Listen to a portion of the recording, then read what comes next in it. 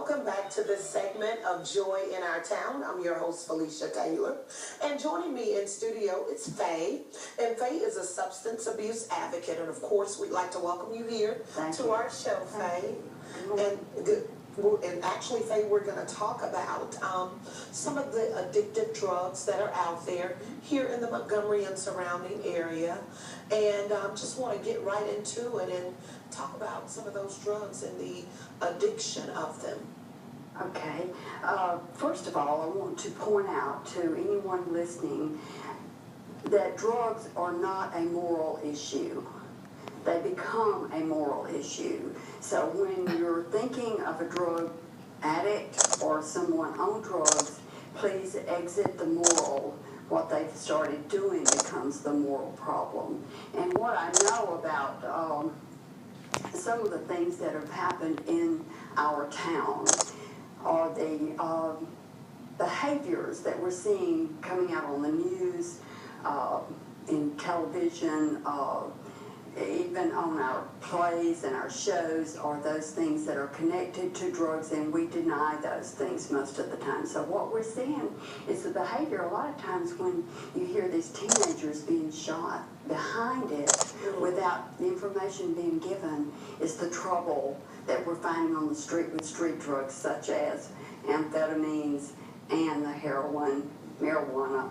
And so these are some of the substance abuse issues that we really don't know about. That's an underlying factor, so to say. I'm sure that we know about them. It's that we tend to ignore them. And I'll be more personal in the fact that most people who have family members or someone they're close to are in denial most of the time. Public does not want to hear about these problems. Have you noticed, Faye, that it's like an increase or decrease, you know, as far as in our surrounding area, substance abuse issues? As far as a survey goes, so the surveys are only by those that are asked. So the reason... That's a good point. Yes. A lot of times they give surveys and they didn't ask me. So the survey showing today that heroin between the ages of 18 and 25 has been on the rise since 2007. With the younger sect, that's not true. You're more accessible to alcohol, medications from your parents' medicine cabinet, and marijuana. Those are accessible drugs. For our younger age. For our younger age. But the heroin is on the rise, and so are the meth drugs, the amphetamines.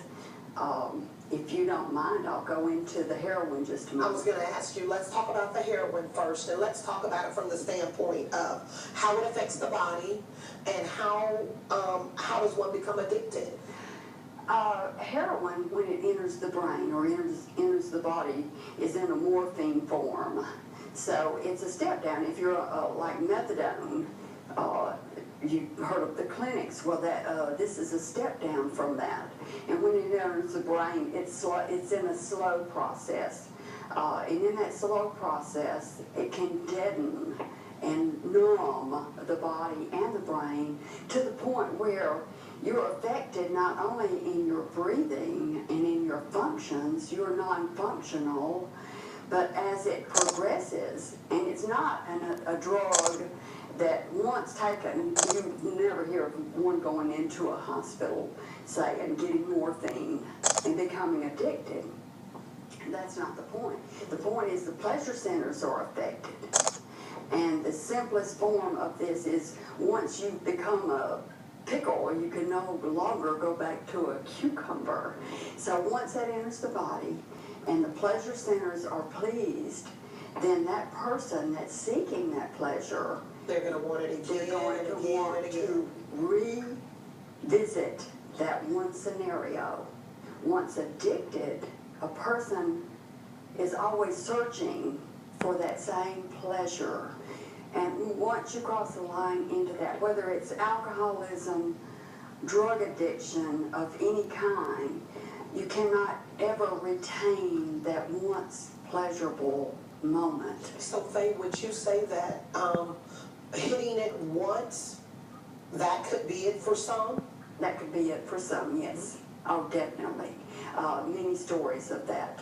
Many stories of people who lost control of their functioning or their brain power, and they're scared, so they don't go back to it. The fear keeps them from going back. Plus, in the brain of an addicted person, this chemistry is different. You do not receive it and digest it, nor process it the same as one who is non-addictive. What about the loss of life? Over time, and I'm no longer in a field where I work with people, but I do advocacy work. Sure.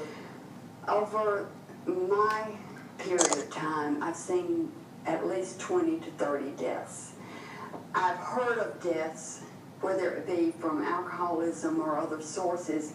Usually it's put down as something else. Now let's get into the meth. Meth is definitely very popular. You hear meth labs a lot in our Montgomery and surrounding area. So what would you say to those that are, have an addiction when it comes to meth? And again, how does it affect the body? It affects the body by change in attitude, behaviors. It affects the mental processes. Now, when you're talking of meth, the amphetamines, it's the get up and go drug, where in heroin you're going to be down for a while. I've heard it said that the people who are taking heroin are less likely to come and steal your purse in the next 8 hours, but the one on meth is going to see you in 15 minutes. It affects the body by lowering the morals first.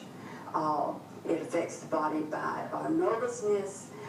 Digestive system is affected. You're seeing breakouts. You're seeing the teeth are affected. I just worked with someone who's just gone to treatment. All of their teeth are gone except for a few in the front. They've lost weight, anorexia, and all of that. That's amazing, because you think that it doesn't have an effect on the outer appearance of the body, but more often, some drugs may not, but like meth is one of those. We've seen the pictures, we've seen little film, Yes. Yes, after a while you're going to see a drastic change in the person, whether they're on heroin or meth. Now, with alcohol and marijuana, you can skip around that for a long time, and a lot of the young people say, well, everybody's doing it. Well, no, if your world is only as big as you know, and you're involved with those people who are doing it, then your world is everyone's doing it. Everyone does it. And let's talk about rehab. Often people are told, well, if you go to rehab, you get help, you can kick this. What about those that, one, can't afford rehab? Is rehab available for them? And two, what are the mandates on once you go in? Are you forced to stay, or can you leave at your own free will? You're always available to leave at your own free will. And if you have no money, there are resources available through, you can call mental health or some of the local rehab centers. There's also free ones. They've started this Christian-based Celebrate Recovery that helps you through those things. Now, that's a new one, so the outcome of it is going to be in trial for a few years now. We know that without a total spiritual awakening, meaning the mind has to come to itself to want this, and a complete, as William James said, complete psychic change has to happen, and that has to happen from the inside. You've got to want that first. But yes, you can get treatment with, sometimes they allow you to pay those payments, and most of the time the family or someone's willing to put up a little bit of money to get you into one. If you're going private, of course, that's insurance-based, and sometimes they have those scholarships to help you out. So, Faye, how do I stay clean? How do I stay sober once rehab is over? First and foremost, one has to want it. Family can't give it to you. A judge ordering it on you. You cannot force me to do something against my own will. Now, once I accept that I can get help, then I can turn my life and my will over to some greater power, whether that be within an institution, but basically what has been proven to help more than anything else worldwide is the program of Alcoholics Anonymous, all those referral programs from that, which use the same 12 steps. NA, CA, any of those are going to help that person because they're in the company of people who are like-minded, who are like them, who are willing to work with them for nothing except for their own recovery and their own. So the main thing is I've got to have a change in mindset. Oh, totally. I've got to have that change. I've got to have that if I'm going to change, whether it be an addiction or other behaviors. And usually, once you've come into a program where you're changing that, you're no longer involved with your drug or other source. You're involved with a change in thinking. Faye, really quick before we get out, some advice that you would give to family members or friends that want to see their loved ones become clean or sober. Allow them to have their own journey. Whether it be difficult for you as a family member or not, you're getting sicker by involving yourself in the behavior of the person who's addicted. Go to Al-Anon family groups or see a counselor yourself. This person's on drugs and the family is usually not. So they're sicker a lot of times. Very good. Faye, thank you so much for being with us. Thank you very and much. thank you for joining us on this segment of Joy in Our Town. You join us again next time with more of Joy in Our Town.